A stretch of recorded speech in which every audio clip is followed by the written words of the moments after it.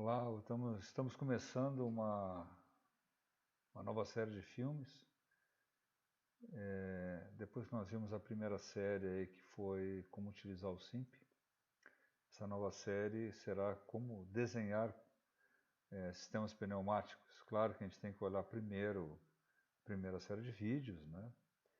Quem tiver interesse, aliás, isso aí não consegui localizar, entre em contato com o meu e-mail, sapavani@ctism.ufsm.br. Nós vamos começar a trabalhar essa parte pneumática, que é o fundo. Você está vendo a maior fábrica de queijo da América Latina, um projeto alemão desenvolvido por uma empresa do Rio Grande do Sul, chamada Globinox, e é uma máquina, vamos dizer assim, com 90% de acionamento pneumático, porque tem alguns motores.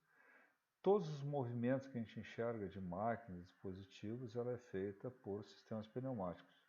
São duas máquinas que têm em cada lado em torno de 500 cilindros pneumáticos, desde 40 milímetros até 125 milímetros de diâmetro e curso desde 100 milímetros até 1 metro e alguma coisa aí de comprimento, né, de curso. Então, como é que a gente começa a projetar uma máquina desse tamanho? Claro que vai ter as várias especialidades e um dos especialistas vai ser a parte de pneumática.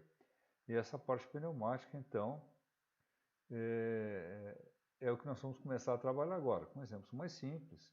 Depois que a gente olhar o sistema de desenho, tanto a metodologia que a gente utiliza, ela é a parte que a gente mostra a pneumática pura e o equivalente para eletropneumática. Então, um acionamento não tem nada de energia elétrica e o outro comanda energia elétrica.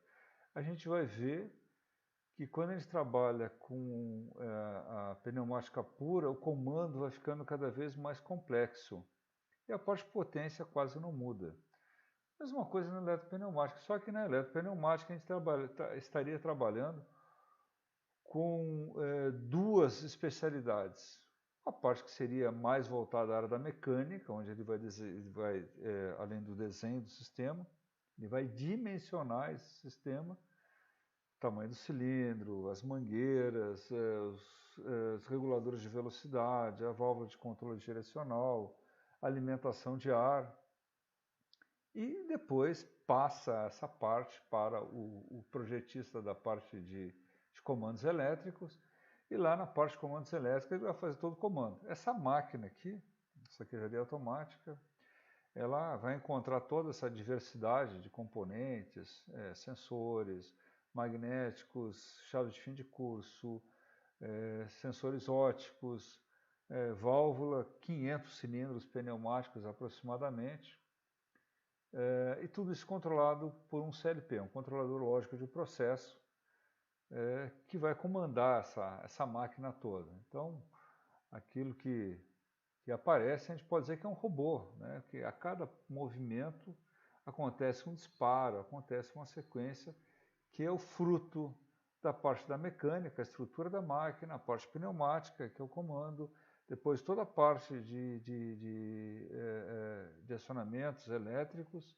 das esteiras, bombas, os sensores todos instalados e depois o programa que vai gerenciar toda essa parte.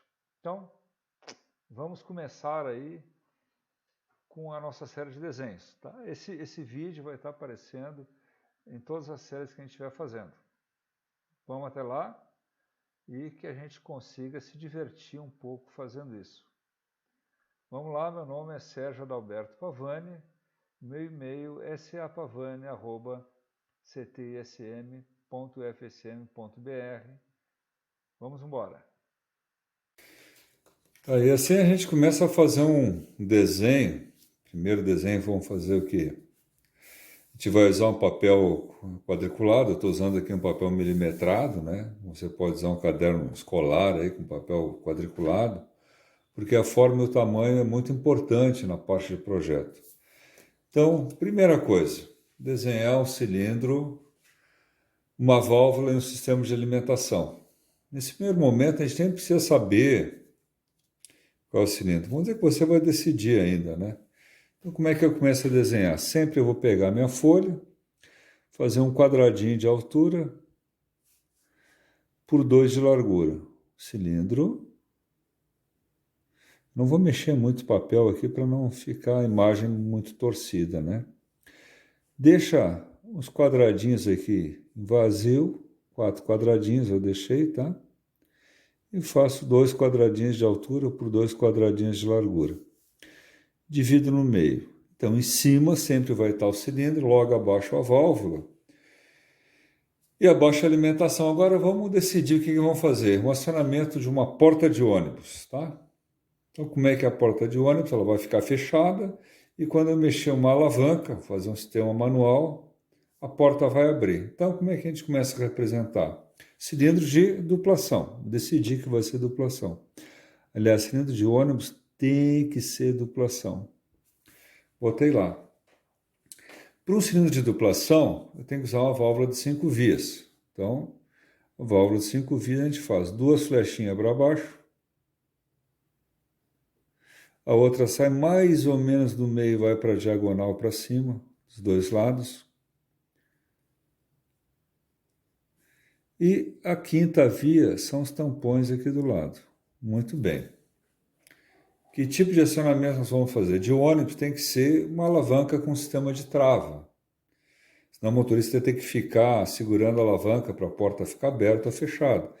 Então a gente faz aqui do meio a simbologia, que nós vamos ter que copiar da simbologia, né? Não vamos inventar, eu estou colocando aqui, né?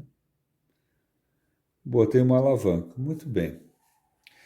E aí, como é que a gente sabe que o cilindro está recuado? Bom, o cilindro está recuado porque essa câmara dianteira aqui tem que estar cheia de ar. Então, no último movimento que aconteceu, o ar entrou aqui. Lembre aqui, ó, a entrada de ar ela não fica alinhada com a figura, ela é um pouquinho mais para dentro. O ar tem que estar entrando aqui. Bom, todos os desenhos que a gente vai fazer, o cilindro vai ter que estar apontando para a direita. Por quê? É um padrão e vocês vão ver que é mais fácil. Se o ar está saindo dessa válvula para o cilindro ficar recuado, ele só pode sair nesse ponto ou nesse ponto, onde a flecha, essa seta, aponta o sentido do ar. Então, esse aqui sai daqui para lá e aqui de cima para baixo. Então, a gente olha os 5 orifícios, um quadrado só, né? Vou fazer só um quadrado aqui do lado, ó. Então, o que significa esse quadrado? Sempre vai ser assim, ó. 3 conexões embaixo, 2 em cima. A do meio vai ser número 1, entrada de ar. As 2 externas são escapes, 3 e 5. E as 2 de cima, utilização, 2 e 4. Estou usando uma lapiseira aqui, HB, para não ficar muito duro, tá? Então, o ar só pode sair pelo 2 ou pelo 4 e tem que ver qual é a seta que está apontando. Bom, então ele está recuado, então o ar tem que estar entrando. Qual é que é a regrinha que a gente faz? Olha qual a flecha que aponta para cima, que está mais perto da conexão que entra. Bom, se essa aqui é a conexão que entra, puxa uma linha reta, bem reta. Por acaso coincidiu aqui. Não se faz linhas inclinadas, tá? Se o ar entrou por aqui, ele tem que ter escapado por aqui. Por quê? O quadrado são todas as ligações possíveis. Que eu dei uma erradinha ali para ficar legal, né? A gente pode pegar uma borracha e vai apagar ali. Tá? Eu, como comprei umas borrachinhas mais aqui para minha lapiseira, eu posso apagar desse lado aqui. Normalmente vamos usar borracha, porque desenhar é apagar. E agora que está faltando? Alimentação de ar. Muito bem. Então, veja só, a gente só desenha 2 quadrados, e abaixo dos 2 quadrados a gente vai copiar a simbologia, uma cilindro de duplação pede uma válvula de 5 vias, cilindro de simplização pede uma válvula de 3 vias. Então, isso aqui seria o acionamento ônibus. Vamos fazer um fixador agora de uma máquina, né? Então, como é que a gente faz? Precisa de um fixador que, ao cilindro ficar recuado, ele vai fixar a peça. Então, para me liberar a peça, eu tenho que acionar a válvula e fazer ele avançar. Então, como é que ficaria? fazer o desenho mais abaixo aqui, tá? Poderia fazer do lado aqui também. Fazer embaixo aqui, ó. Então aqui a gente faz um quadrado, na verdade é um retângulo 2 por 4, né, a proporção. Deixa 4 quadradinhos aí do teu caderno quadriculado. Faz um outro quadrado. Divide no meio. Aqui a gente está fazendo só válvula, 2 posições, senão vai ficar avançado ou recuado. Tem outras aplicações que nós temos uma válvula de 3 posições. Quem já olhou uma retroescavadeira funcionando, né?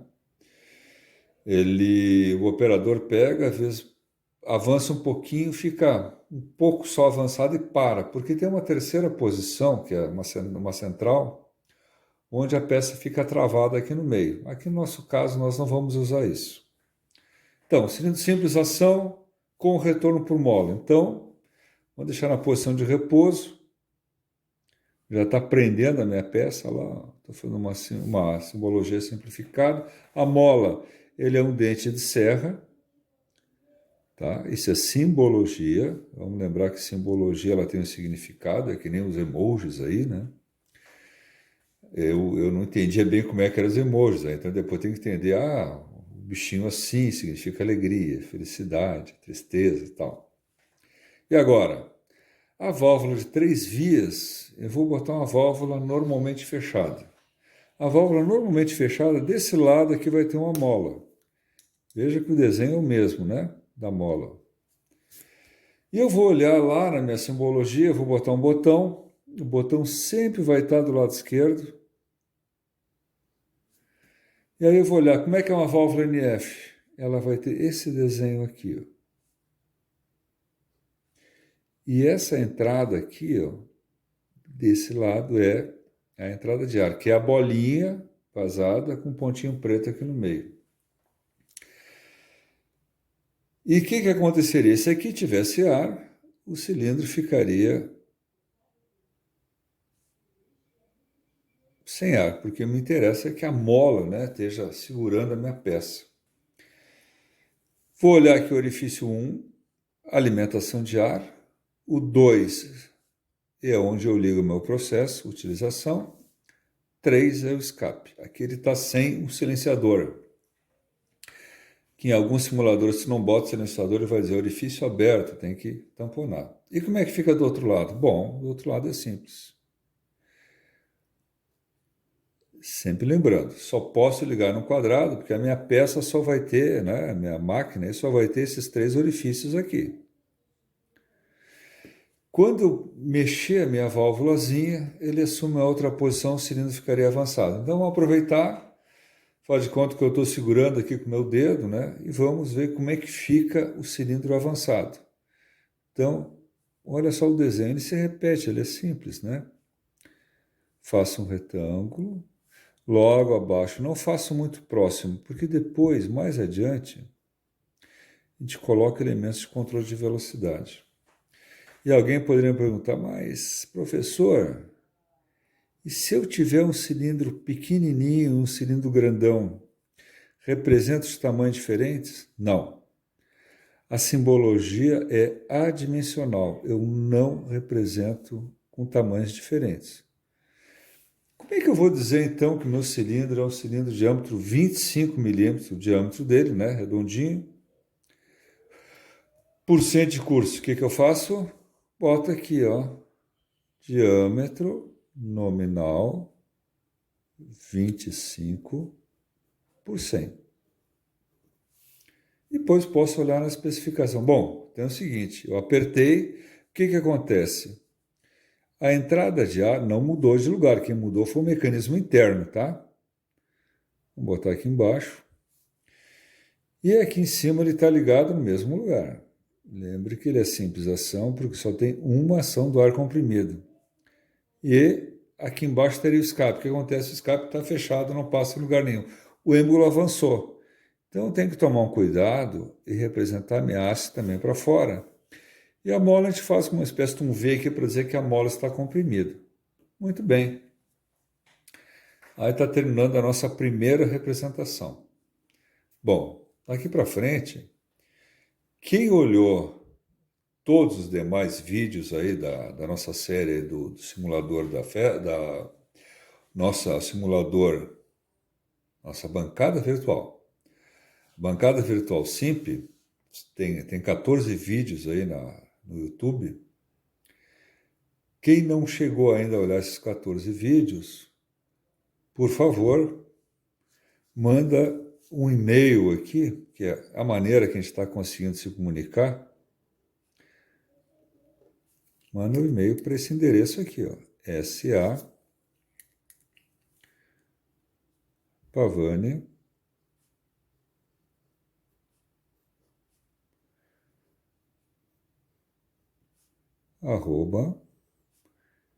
@CTISM de Colégio Técnico Industrial de Santa Maria, .ufsm, Universidade Federal de Santa Maria, .br, e eu vou conseguir mandar por e-mail para você os 14 vídeos aí que nós já temos, né?